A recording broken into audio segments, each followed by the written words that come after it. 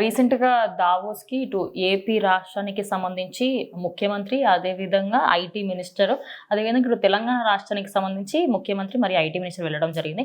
అక్కడ జరిగిన మీటింగ్స్‌లలో అన్నిట్లలో తెలంగాణ రాష్ట్రంని అమరావతితోనే పోల్చాలని లేదు. మాకు ఆల్రెడీ హైదరాబాద్ ఉంది అనే విధంగా, అదే కాకుండా మీరు ఇతర దేశాలతోని పోల్చండి. ఏవైతే ఇప్పటికే అటు సెంట్రల్‌గా బాగా డెవలప్ అయినా వాటితోని పోల్చండి అని చెప్తున్నారు. మీ అభిప్రాయం ఏంటి దానిపైన? సో ఖచ్చితంగా రేవంత్ రెడ్డి గారి పాలసీ ఏంటంటే ఎవరితో కంపేర్ చేయకూడదు, యూనిక్గా ఉండాలి అనే పాలసీ అనమాట అయింది.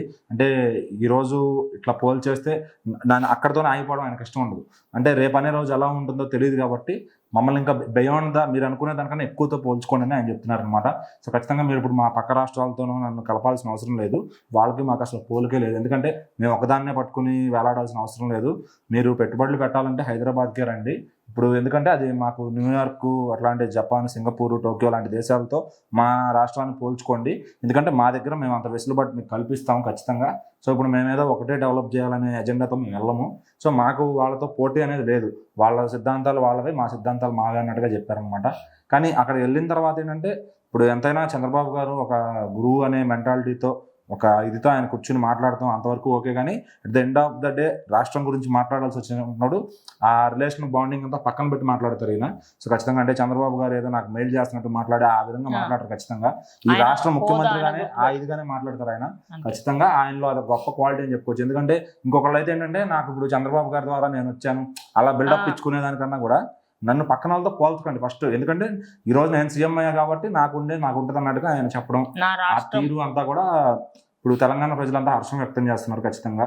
సో అట్లానే ఇప్పుడు హైదరాబాద్లో ఇంక పెడతానికి ప్లేస్ లేదు. ముందు ఇన్వెస్టర్లు ఉన్నా కానీ హైదరాబాద్లో ప్లేస్ అనేది మొత్తం ఆల్రెడీ ఆక్యుపై అయిపోయింది. సో మిగిలిన తెలంగాణలో ఎక్కడెక్కడైతే ప్లేస్ ఉందో ఆ ఎన్విరాన్మెంట్ ఎక్కడ కల్పించవచ్చు, ఇంకా ఐటీ డెవలప్మెంట్ అట్లానే ఇప్పుడు ఏ జనరేషన్ డెవలప్మెంట్లు దానికి భాగంగా ఏం చేయాలనే దానిపైన కూడా ఆయన డిస్కషన్ చేయాలి. హైదరాబాదే కాకుండా మా దగ్గర ఇంకా ప్లేసెస్ ఉన్నాయి, మీరు ఇన్వెస్ట్ చేయాలని కూడా తెలంగాణలో ఇన్వెస్ట్ చేయండి అని చెప్పేసి ఆయన అయితే చెప్తున్నారు. అంటే ఒక్క ప్రాంతం అనే కాకుండా తెలంగాణలో మీరు ఎక్కడైనా సరే మీకు ఆ ఒక క్లీన్ అండ్ క్లియర్గా ఉంటుంది. అంటే మీరు వచ్చిన తర్వాత ఓకే ఫైన్, ఈ ప్లేస్లో పెడితే మాకు రిటర్న్స్ వస్తాయి అనే నమ్మకం మేము మీకు కలిగిస్తాం.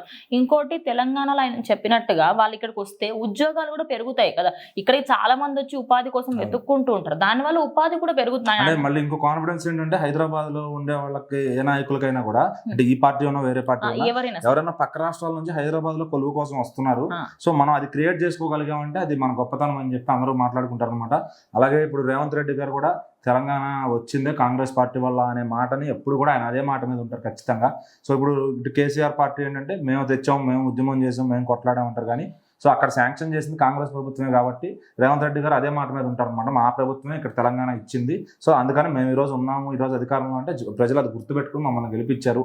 సో మా తెలంగాణకి ఏమన్నా డెవలప్ చేయడానికి నేను ఎప్పుడు ముందుంటా అని, అట్లనే అక్కడ మాట్లాడే తీరు కానీ అంతా కూడా ఆయన ఇంగ్లీష్ స్పీకింగ్ స్కిల్స్ కానీ అంతా కూడా ఇతనే ఒక లీడర్షిప్ క్వాలిటీస్ అని క్లియర్ కనబడుతుంది అనమాట ఆయనలో. సో ఖచ్చితంగా ఎవరిని ఇబ్బంది పెట్టకుండా మాట్లాడుతూ సో ఆయన రాష్ట్రానికి ఏం కావాలో అది తెప్పించుకోవడం నిజంగా సమర్థవంతమైన నాయకుడు అనిపించుకుంటున్నారు ఆయన. సో మరి అక్కడ ఏదో ఈ మన రాష్ట్రాన్ని డెవలప్మెంట్ చేసేది ఏదో అట్లానే ఆ ఫార్మర్స్ గురించి కూడా ఆలోచిస్తే బాగుండు అని కొంతమంది అభిప్రాయంలో ఉన్నారు.